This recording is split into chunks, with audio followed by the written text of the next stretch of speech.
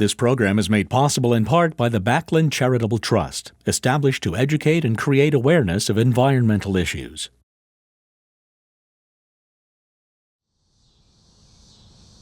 As Father Jacques Marquette and Louis Joliet came up the Illinois River in 1673, they wrote in their journal of black seams in the bluffs around what would become Peoria.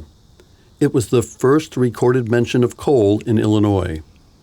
What they saw may have looked like this: black coal and yellow sulfur interspersed between layers of sedimentary rock. Many seams can be seen today, with chunks of coal falling from the bluffs into the ravines below. The origins of coal in Illinois date back more than 300 million years to the appropriately named Carboniferous period. What is central Illinois today was a hot area back then because it was about 5 degrees below the equator. Tall fern-like trees, similar to these fossils of leaves, were growing in what was then a delta swamp. They had very shallow root systems. And when these trees would grow, they'd fall over and die. And there were so many of them, they didn't decompose right away. And also, there was no fungus at that time that would break them down like a tree today. And so you were able to lay down layer upon layer upon layer of plant material, which then became coal. Humans began mining exposed coal in Illinois in the early 1800s, mostly in small amounts for blacksmithing purposes. The first underground mine was in the Belleville area in 1848, according to the Illinois Mine Subsidence Insurance Fund. The Illinois State Geological Survey reports mine production in the state grew to a high point in the 1940s. This map shows the extent of mining in southern Illinois, for instance, with red for underground mines, orange for surface mines, and the black dots for mine entrances. While coal production has decreased since then, Illinois remains the third largest coal producer in the country, behind Wyoming and West Virginia. Before regulations were established in 1977, if coal supplies were exhausted at a mine, companies simply moved on, leaving behind waste material, open mine entrances, deep pits, and pollution. A question subsequently arose: how do we heal the scarred landscape?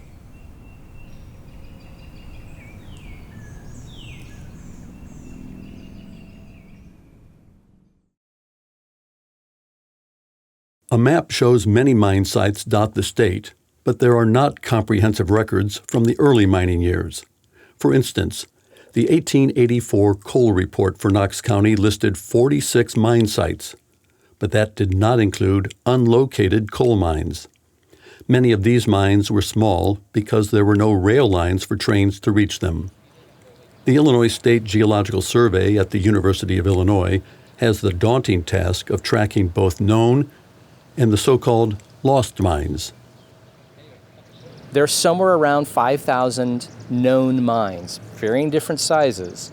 There's somewhere around, and this number changes all the time because as we do research and we can locate things or we realize, oh wait, that's a bogus mine, it doesn't exist. So numbers go up or down. Somewhere around 6,000 or so either unlocated or unidentified mines. Last count, there was over 100 coal mines, small shaft mines, between Peoria and Edwards, right around Wildlife Prairie Park, right along the creek itself because of all these numerous coal seams that popped out. While some were shaft mines, most early mines were so-called dog holes, which were dug horizontally to retrieve thin coal seams. One of those was the Crescent City mine in today's Rocky Glen Park in Peoria County, where coal was mined from 1908 through 1922. The mine at one time went 2 miles into the hillside. This coal mine mined about 1.5 million tons in its operation. So over about 15 years, 1.5 million tons were brought out by hand, literally, by coal miners. They used to haul the coal out of here, take it down this valley here. In fact, there was a road. There's remnants of a road here. And then they'd bring it all the way to the train tracks on the other side of Kickapoo Creek, and then they'd haul it into Peoria, and that's where they'd burn it. A lot of the mines along Kickapoo Creek Road were mined by Welsh settlers. So they came over from Wales, And they were brought here specifically to mine the coal. But around Pottstown, there's a cemetery where most of them are buried, and Pottstown was probably the main location of the settlements around here for the coal miners that worked here and all the coal mines along the creek here. Prior to 1977, companies could abandon mines without restoring the landscape. Regulations changed that year with the Federal Surface Mining Control and Reclamation Act. Reclamation of old mines that shut down before 1977 is handled by the Illinois Department of Natural Resources Abandoned Mine Lands Reclamation Division. IDNR's Land Reclamation Division monitors mines in operation after that date. That includes the Nighthawk Coal Company's Viper Mine near Elkhart in Logan County. It extracts more coal in a year than Crescent City Mine did in its 15 years of operation. A conveyor carries raw coal from the active portion of the Viper Mine to the processing plant. The first step separates the lighter coal from denser rock using screens and centrifugal force. The coal then is washed with water. The clean coal is loaded into trucks with nearly all of it going to City Water, Light, and Power in Springfield. The cleaning process results in two different waste products: a coarse refuse consisting of dry, dense rock, and a fine refuse, which is a water-based slurry. Reclamation starts with proper disposal of the refuse. The Viper Mine has 2 sites for refuse, one completed and a new one. The main part of the process here is building large refuse impoundments out of that material to confine and dispose of that material in as limited area as they can. And in this case, we are covering about 250 acres at both locations with these refuse impoundments. The first process is to create the base of the impoundment, and in the case of the one we visited today in the north, it has a approved 60 mil liner at the base, like a landfill. It has a collection system, a leachate collection system, to relieve the head or the water pressure on that impoundment long term. And once it starts construction, the refuse is built on the outside in systematic lifts.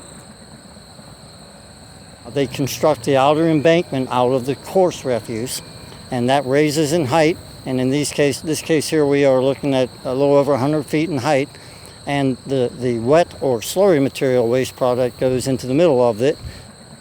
The slurry material that is pumped into the center of the refuse area is, we call it decanting. It drops out to the bottom of the pool, and they then can recover the water at another location of the impoundment where it is clarified to recirculate the water continuously back to the preparation plant for reuse of coal cleaning.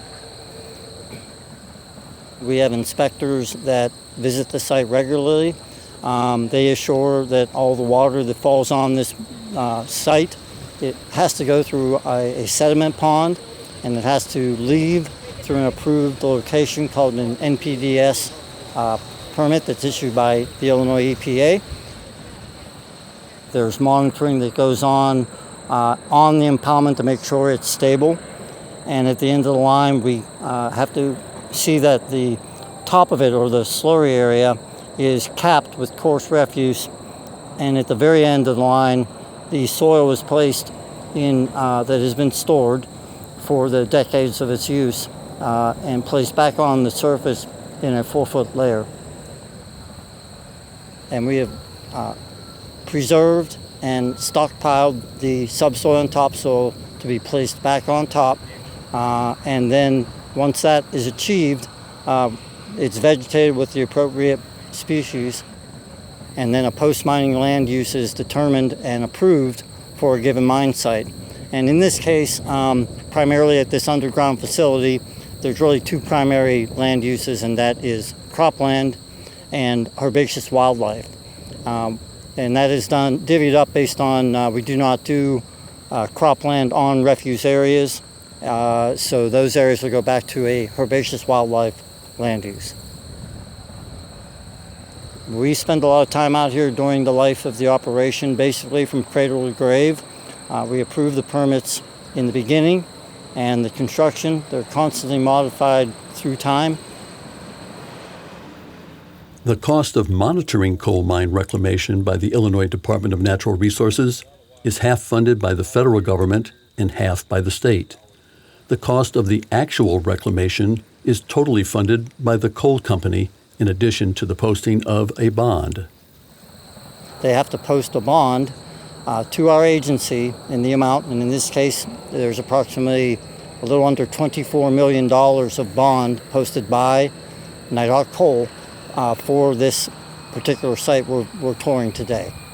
And at the end of the line, we make sure the reclamation is achieved, and at some point, when we feel that they've met all the obligations, we'll return the bond that we've held for those years waiting for the final product. The IDNR currently regulates 13 active mines in 10 counties. 9 are underground mines, and 4 are surface mines. All the mines are in southern Illinois with the exception of the Viper Mine. One of the best-known abandoned surface mines in central Illinois is what is now Wildlife Prairie Park in Peoria County. The park has made use of the mine terrain. Animals which are native to Illinois populate the park on the east side of Taylor Road. There are large changes in elevation on the west side of the road, offering an opportunity for a challenging disc golf course. Tournaments on this course attract players from as far away as Australia. We've added stairways to get up and down these hills. Once you drop down, you've got 120-foot elevation change from top to bottom. So we have one hole, hole 6, 80 foot straight down a hill, which is a unique challenge.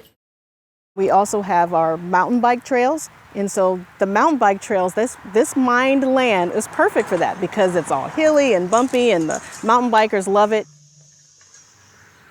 The strip mine operation created 8 lakes, one of which surrounds an old family farm. The mines wanted all this area, and they got most of it, except for this spot right here. But they mined all around it.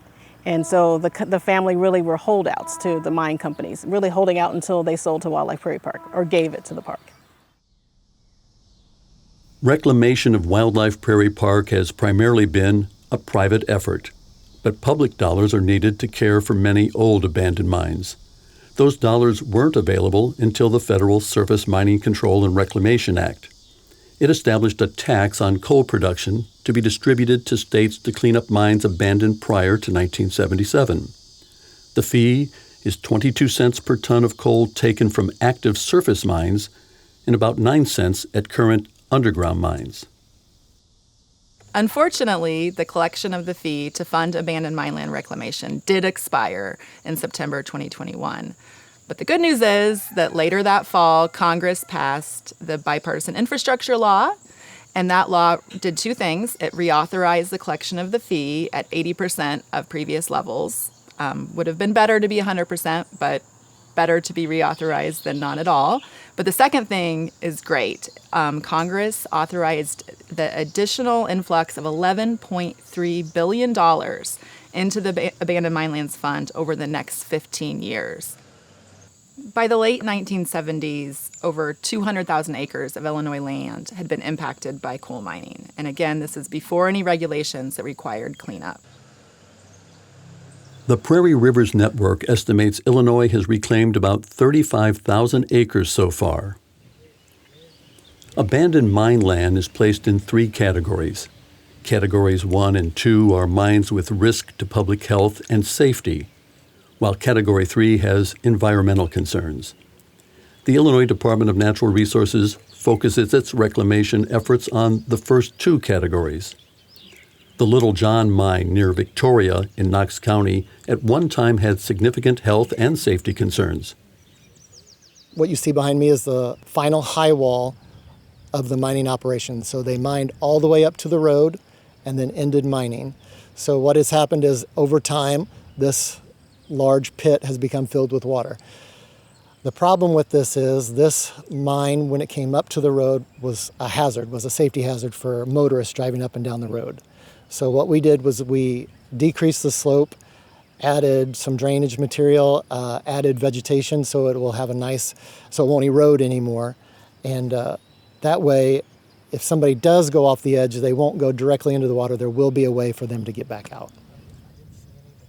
For these older surface mines, reclamation is not designed to return the land to its original contour or use. The approach is different for old abandoned underground mines. Entrances are sealed unless there are concerns with the natural habitat. If there's bats located in that, or if we think bats are using that cave, we'll just put up a bat gate. And so we'll just seal it off for the public. So the public can't get in, but the bats can still continue to use that for a hibernation or roosting area.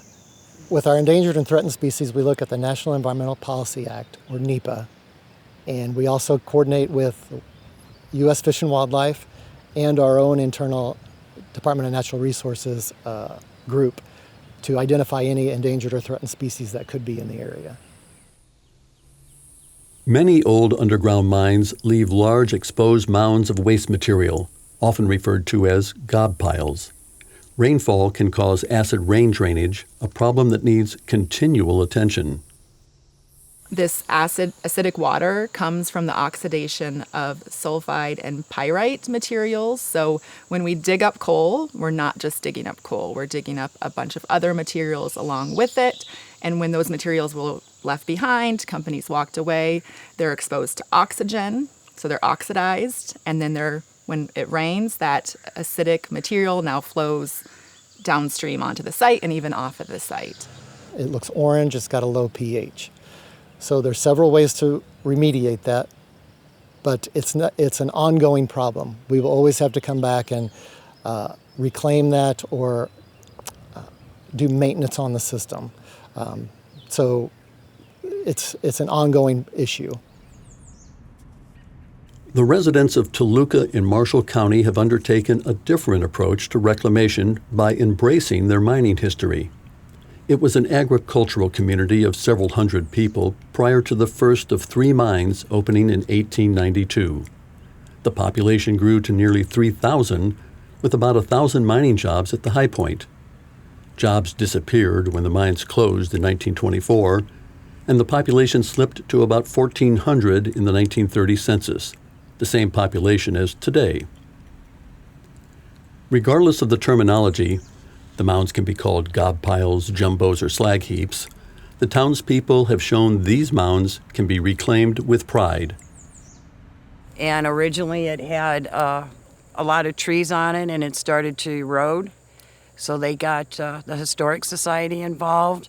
They came and took off the trees and sodded it so it would stay, so we could keep it as history. And then we added a pond, and we've added trails. So a lot of people come out here on a daily basis. They've brought school children out here, and they've brought special people out to speak on the jumbo itself and explain the different things we still have here that were from the mining era.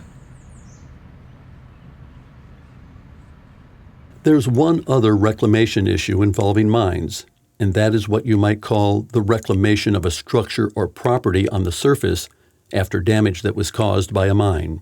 It's called subsidence. This mine here goes almost 2 miles to the west. And if you were to have a house or something on that property, that coal mine were to collapse or to sink, your house goes with it.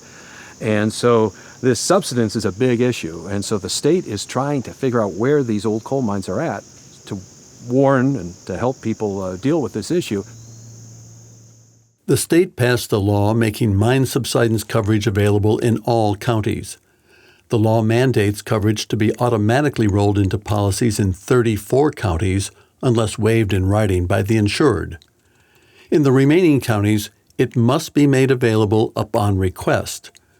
Property owners can check the coal mine locator on the Illinois State Geological Survey website to see if they are known to be at risk.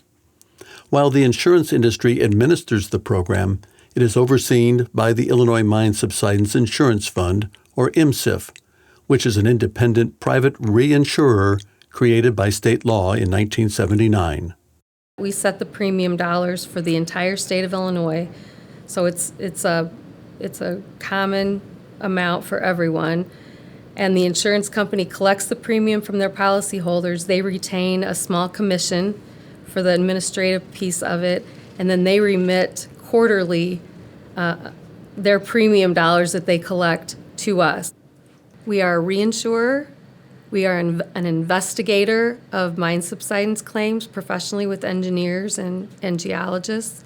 We are a supporter of research. So we fund different research projects, or we support different projects over the years. And finally, we're an educator. And so we educate both the consumer and the insurance industry. Other states have a mine subsidence program, but many times it's part of their IDNR, their Department of Natural Resources, or their FAIR plan. So to date, I think we are the only state operating independently. Evidence of subsidence may include windows that don't seal properly, cracks, heaving in the sidewalk, and tilting. However, those signs don't necessarily indicate mine subsidence because other issues may be the core of the problem. The clay soils that are down in downstate Illinois are clearly different than what you're going to see up around Chicago, around this relatively more sand-based. The clays in this area can expand and contract at great speeds depending on the moisture. Trees, in some cases, may have a great impact as to how it impacts your structure. Trees take a lot of moisture out of the ground. And inevitably, that is also most likely going to start creating damage to the structure as a result of that. The property owner can file a claim for suspected mine subsidence by contacting their insurance provider. The insurance company then will send the information to IMSIF, which will initiate an investigation. A designated adjuster is assigned by us to make contact with the insured, to make an appointment to come out and inspect the damage. Once the designated adjuster inspects the damage, he rules out the possibility that it is not mine subsidence, which means they can proceed with the investigation. The property owner may not have to wait for a final determination by IMSIF to make certain repairs, as investigations can take months to complete. You would have to work directly with your insurer to see if there are any allowances made for stabilization, any fixing or repairing of property to avoid future damage or liability. That would have to be discussed between the homeowner and its insurer. IMSIF conducts from 300 to 400 investigations a year to determine if a mine was responsible for damage to a structure or property. Their engineers and geologists conduct the investigations, but they also receive support from the Illinois State Geological Survey. So for the Mine Subsidence Insurance Fund, they want to know where are those mines located and what was the information that was associated with them, the geology, geologic problems they may have had, production histories, things of that nature. Where the ISGS plays its best role is in being an unbiased third-party source of information, meaning we will make measurements, we will tell you what we think is there. We don't have a dog in the fight, so to speak, and that oftentimes can be a contentious issue as companies and regulatory agencies go back and forth. That's probably our most important role. Mine subsidence insurance is optional for property owners, but Wildlife Prairie Park felt there was little choice. Because we know that this is reclaimed mine land, we do carry mine subsidence insurance. It's something to, make sure we're protected, the animals, the people. While protecting property today is important, future uses of what coal mines left behind may be on the horizon. Scientists are studying the viability of extracting rare earth metals from the waste left behind during the past century and a half. What are the resources that are possible to extract from these gob piles, from these waste piles? What's there? Can it be extracted economically? Is there infrastructure available and ready to go for doing something then with the byproduct or the products of these extraction processes? I wouldn't be surprised if we don't see, again, in the next 10 years, the harvesting and mining of those former god piles and the volcanoes of Illinois, because that's what they look like, may very well become a resource that is utilized a second time.